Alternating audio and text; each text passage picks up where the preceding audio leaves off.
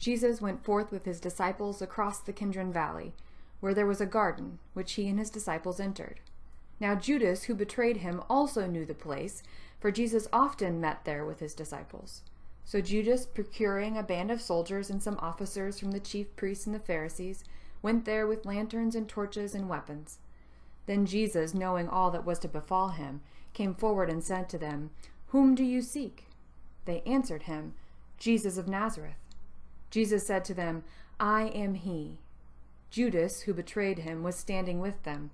When he said to them, "I am he," they drew back and fell to the ground. Again he asked them, "Who do you seek?" And they said, "Jesus of Nazareth." Jesus answered, "I told you that I am he, so if you seek me, let these men go." This was to fulfill the word which he had spoken, "I did not lose a single one of those who you gave me." Then Simon Peter, having a sword, drew it and struck the high priest's slave and cut off his right ear. The slave's name was Malchus. Jesus said to Peter, "Put your sword into its sheath. Shall I not drink the cup which the Father has given me?"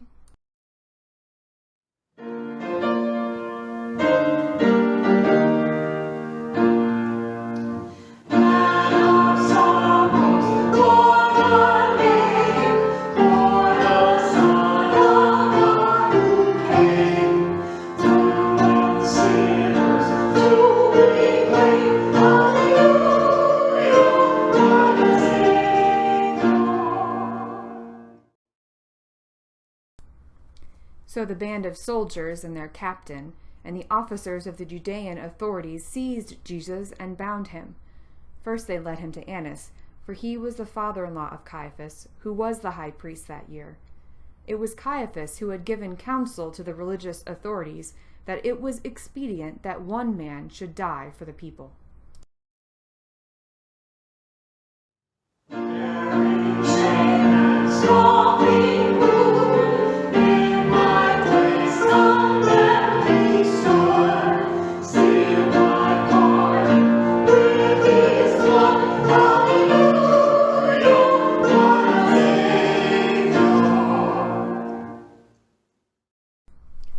Simon Peter followed Jesus, and so did another disciple. As this disciple was known to the high priest, he entered the court of the high priest along with Jesus, while Peter stood outside the door. So the other disciple, who was known to the high priest, went out and spoke to the woman who guarded the gate and brought Peter in. The woman who guarded the gate said to Peter, "Are not you also one of this man's disciples?" He said, "I am not." Now the servants and officers had made a charcoal fire because it was cold, and they were standing and warming themselves.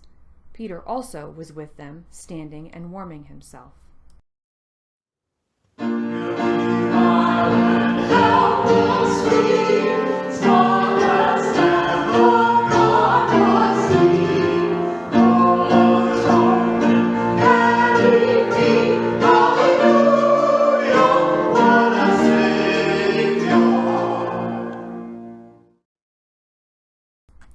The high priest then questioned Jesus about his disciples and his teaching. Jesus answered him, "I have spoken openly to the world. I have always taught in synagogues and in the temple, where all Jewish people come together. I have said nothing in secret. Why do you ask me? Ask those who have heard me what I said to them. They know what I said." When he had said this, one of the officers standing by struck Jesus with his hand, saying, "Is this how you answer the high priest?" Jesus answered him, "If I have spoken wrongly, bear witness to the wrong. But if I have spoken rightly, why do you strike me?" Annas then sent him bound to Caiaphas the high priest.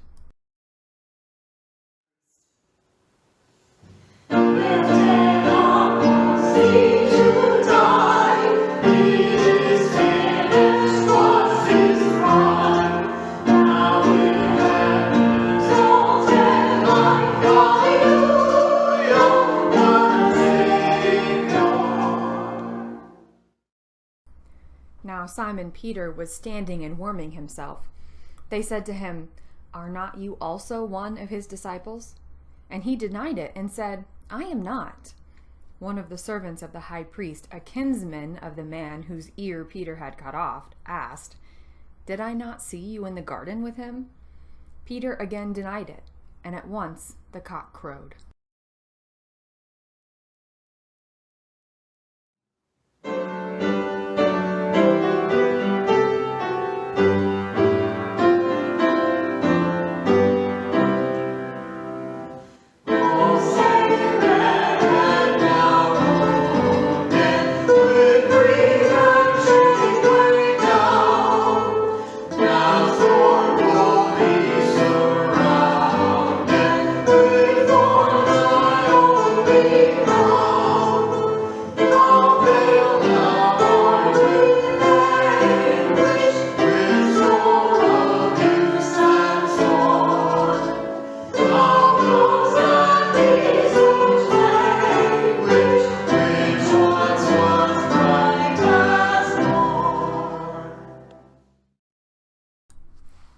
Then they led Jesus from the house of Caiaphas to Pilate's headquarters. It was early. They themselves did not enter the headquarters, so that they might not be defiled, but might eat the Passover. So Pilate went out to them and said, "What accusation do you bring against this man?" They answered him, "If this man were not an evildoer, we would not have handed him over." Pilate said to them, "Take him yourselves, and judge him by your own law."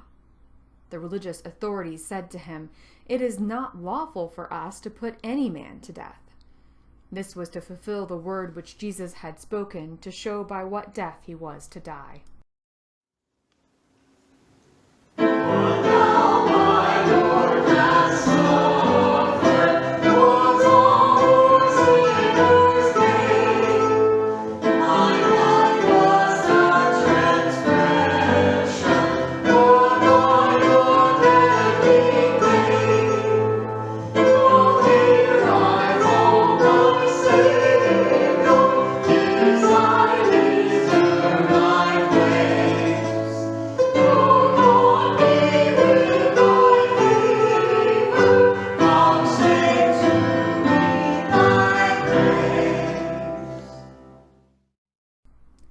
Pilate entered the headquarters again and called Jesus and said to him, "Are you the king of the Jews?" Jesus answered, "Do you say this of your own accord, or did others say it to you about me?"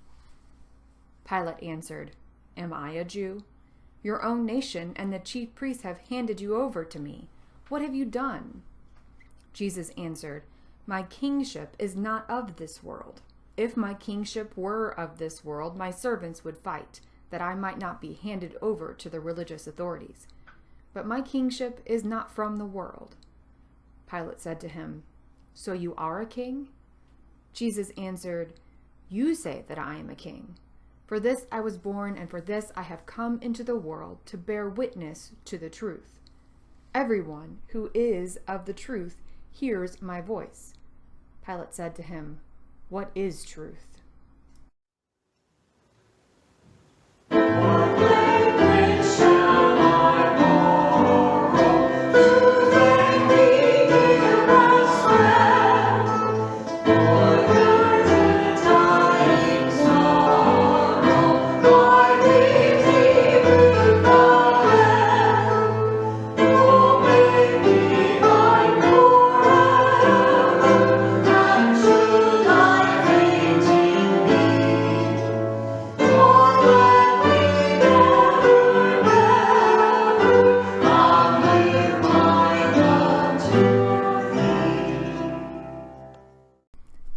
After Pilate had said this, he went to the religious authorities again and told them, "I find no crime in him. But you have a custom that I should release one man for you at the Passover. Will you have me release for you the king of the Jews?" They cried out again, "Not this man, but Barabbas." Now Barabbas was a robber.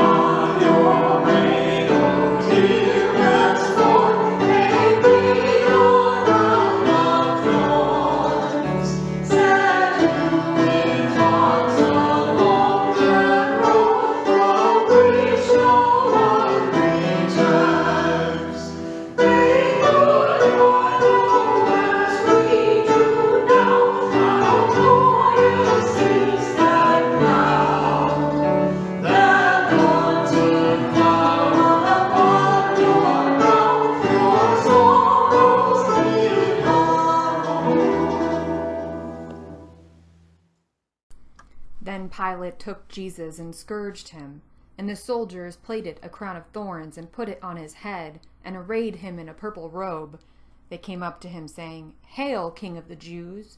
and struck him with their hands. Pilate went out again and said to them, "See, I am bringing him out to you, that you may know that I find no crime in him."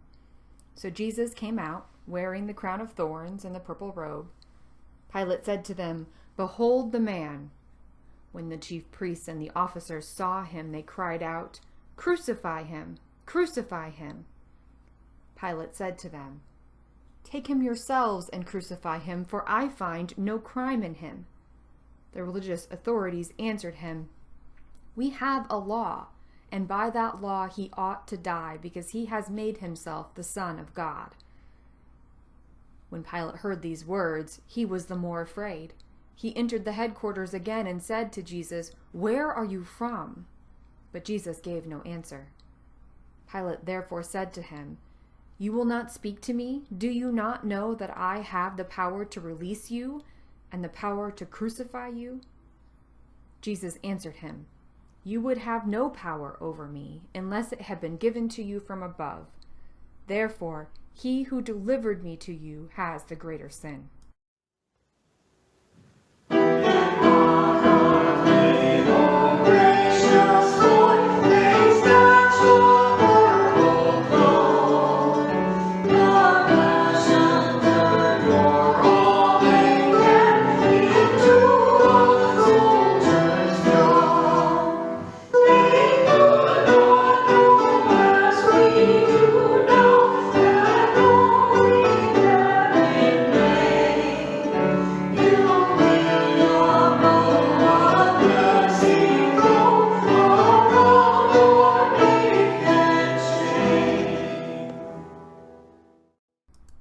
Upon this, Pilate sought to release him, but the religious authorities cried out, "If you release this man, you are not Caesar's friend.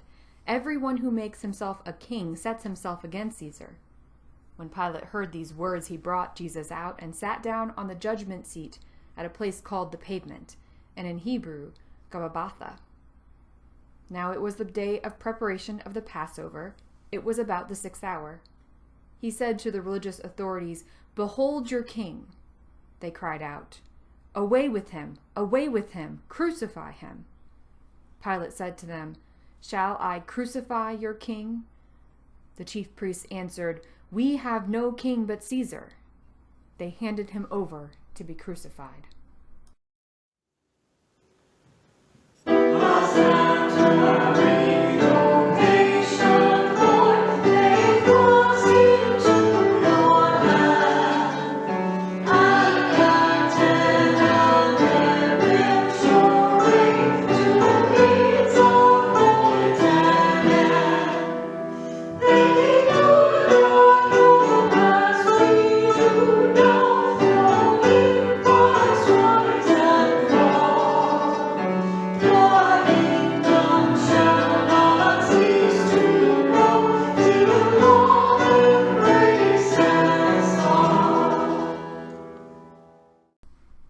So they took Jesus, and he went out, bearing his own cross, to the place called the Place of a Skull, which is called in Hebrew Golgotha.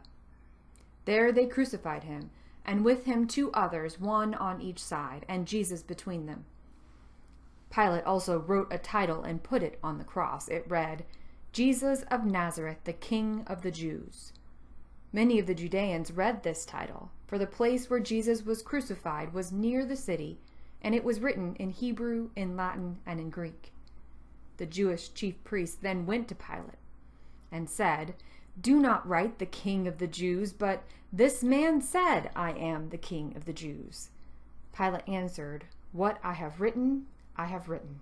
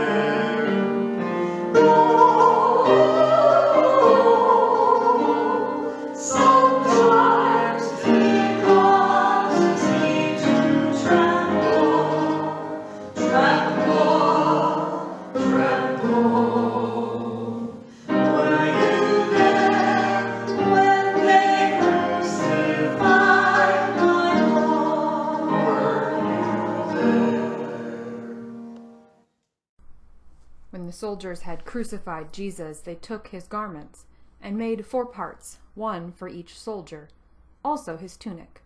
But the tunic was without seam, woven from top to bottom. So they said to one another, "Let us not tear it, but cast lots to see whose it shall be."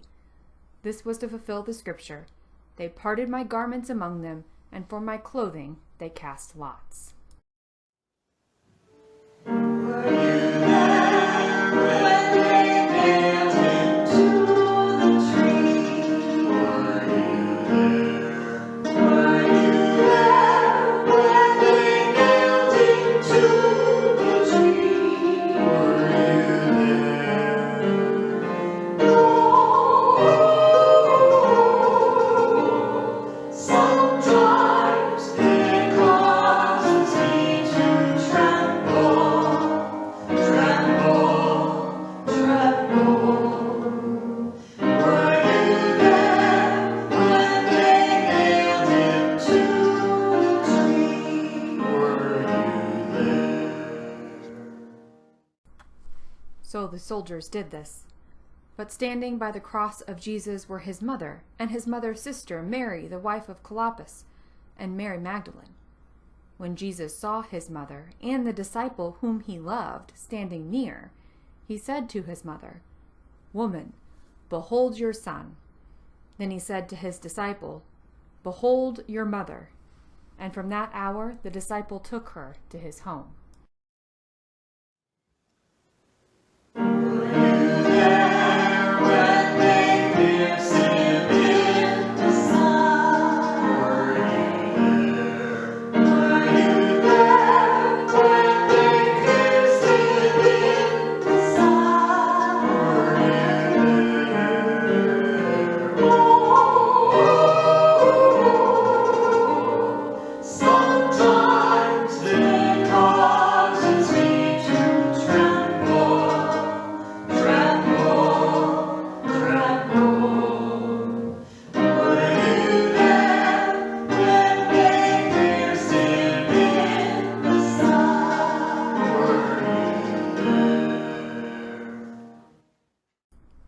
After this, Jesus, knowing that all was now finished, said, to fulfill the scripture, "I thirst."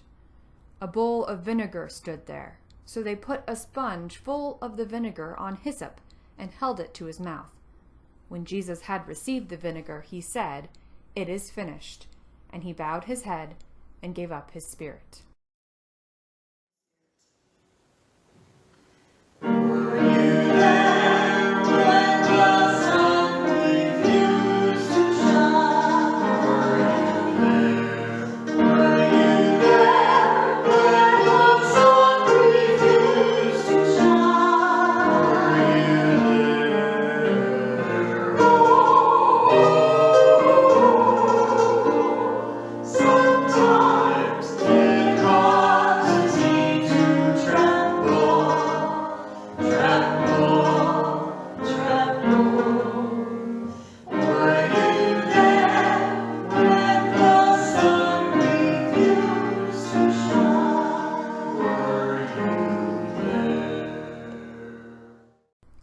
Since it was a day of preparation, in order to prevent the bodies from remaining on the cross on the Sabbath, for that Sabbath was a high day, the religious authorities asked Pilate that their legs might be broken and that they might be taken away. So the soldiers came and broke the legs of the first and of the other who had been crucified with him. But when they came to Jesus and saw that he was already dead, they did not break his legs. But one of the soldiers pierced his side with a spear, and at once there came out blood and water. He who saw it has borne witness. His testimony is true, and he knows that he tells the truth, that you may also believe. For these things took place that the scripture may be fulfilled. Not a bone of him shall be broken. And again, another scripture says, "They shall look on him whom they have pierced."